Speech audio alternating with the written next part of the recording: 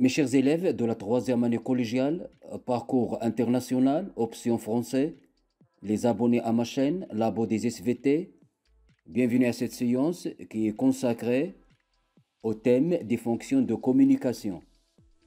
Chapitre, la motricité ou bien les mouvements volontaires. Pour les élèves du parcours général, vous pouvez visualiser cette vidéo en cliquant sur le lien suivant. Pour télécharger le résumé, les animations utilisées dans cette séance, visitez les liens en dessous de la vidéo dans la description.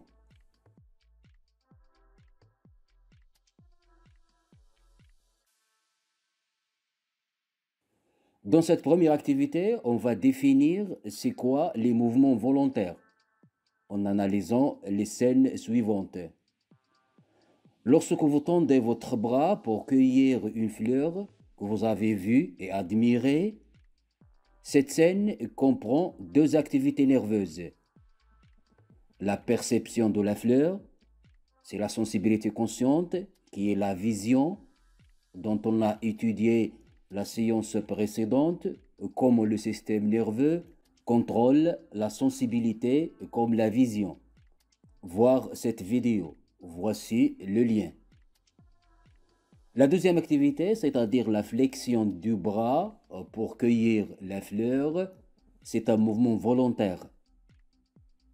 C'est un mouvement que vous avez décidé de faire consciemment et par votre volonté, et que vous maîtrisez, c'est-à-dire vous pouvez l'arrêter, le faire vite ou le faire lentement, ou même l'annuler. Il s'agit donc d'un mouvement volontaire. La même chose, lorsque vous tirez le ballon vers le but avec précision, c'est un mouvement volontaire aussi. Lorsque vous appuyez sur les freins de votre vélo pour vous arrêter devant le feu rouge, c'est un mouvement volontaire aussi. Lorsque vous rédigez un texte, ce sont des mouvements volontaires eux aussi. Mes chers élèves, donc les mouvements volontaires sont des mouvements que nous décidons de faire consciemment avec notre volonté et que nous maîtrisons. À l'inverse des mouvements involontaires que nous étudierons la séance prochaine. Regardez cette vidéo dans le lien suivant.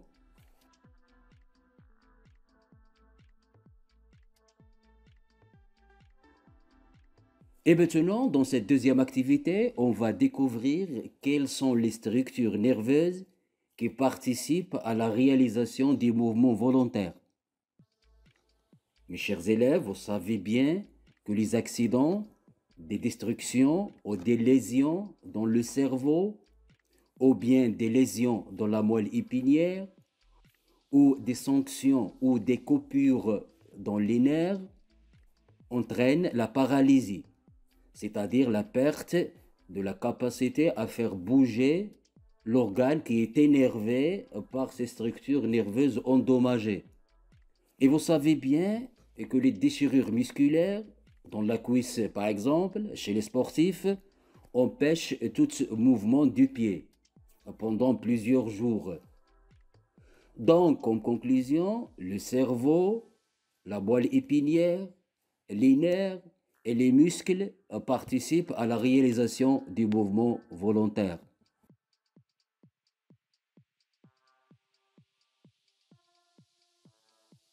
Et maintenant, dans cette troisième activité, on va découvrir quel est le rôle du cerveau dans les mouvements volontaires. Observons le résultat d'une encéphalographie, c'est-à-dire la visualisation des zones qui fonctionnent dans le cerveau lors d'une activité donnée.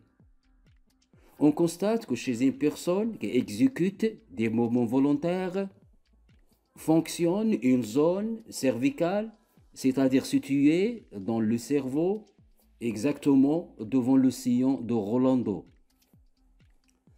Alors que lorsqu'on détruit cette zone chez un animal, cet animal perd toutes ses activités volontaires.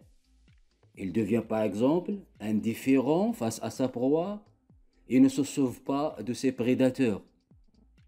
Donc cette zone commande et contrôle les mouvements volontaires. C'est-à-dire, cette zone est à l'origine des mouvements volontaires. On appelle cette zone donc l'aire motrice ou bien le centre moteur. En effet, le centre moteur élabore un message nerveux nommé l'influx nerveux moteur, ou bien nommé l'influx nerveux centrifuge ou afférent, qu'il envoie vers le muscle ciblé par le mouvement volontaire.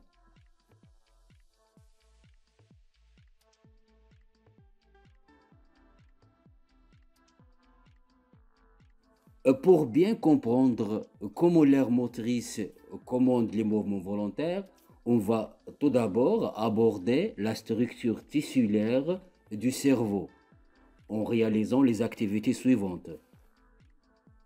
Lorsqu'on observe une coupe transversale dans le cerveau, on découvre que le cortex cérébral, c'est-à-dire la couche superficielle du cerveau, est constituée par ce qu'on appelle la substance grise. C'est cette couche sombre, la voici.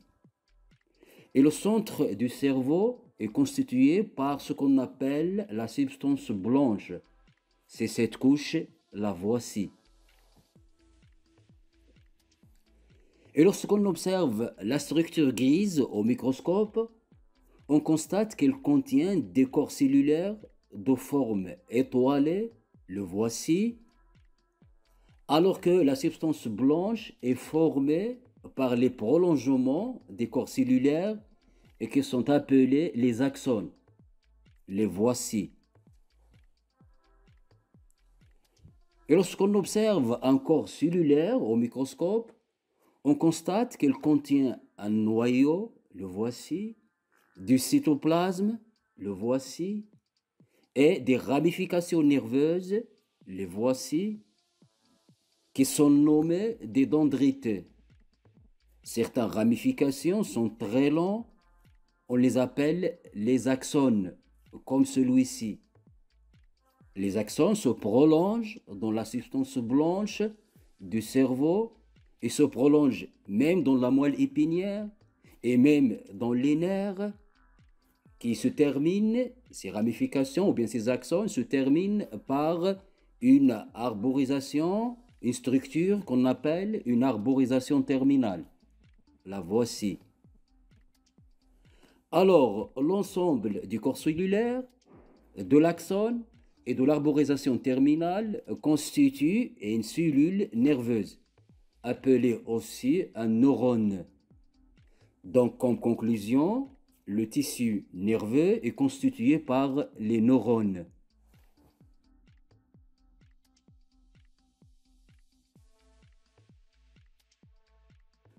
Alors maintenant, dans cette animation, on va découvrir les structures nerveuses qui participent à l'accueil de la fleur. C'est un mouvement volontaire. Lorsque vous percevez une fleur, c'est-à-dire la vision de la fleur, l'image de la fleur excite les récepteurs sensoriels dans la rétine. La rétine élabore l'influx nerveux sensitif. Cet influx nerveux sensitif est envoyé vers l'aire visuelle. L'aire visuelle informe l'aire motrice.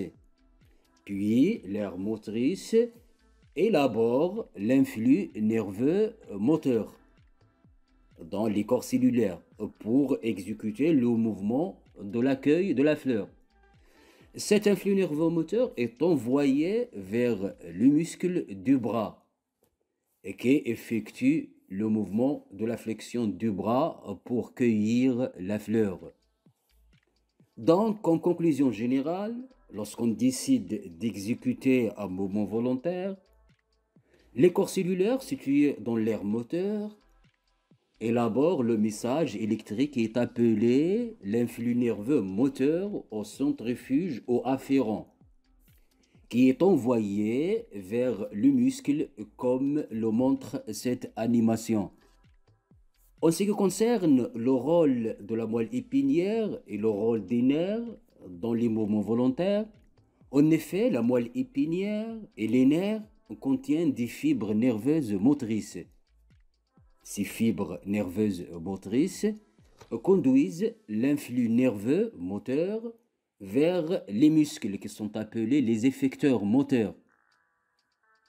Les fibres motrices sont donc appelées des conducteurs moteurs.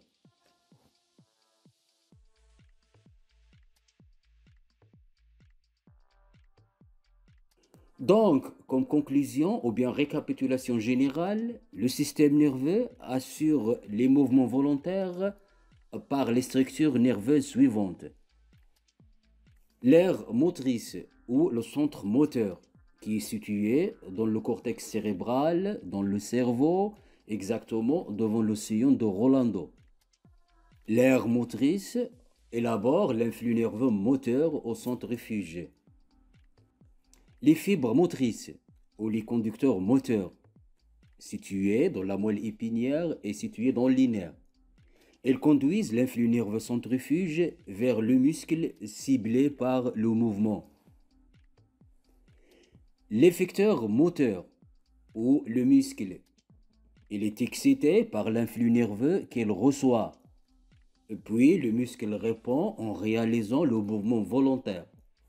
On va voir dans la séance du système musculaire comment les muscles effectuent les mouvements.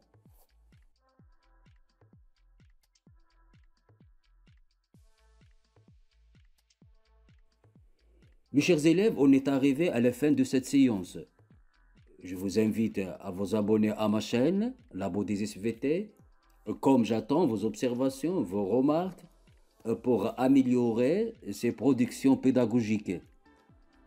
Pour télécharger les animations, le résumé de cette séance, visitez le lien en dessous de la vidéo dans la description. Merci et au revoir.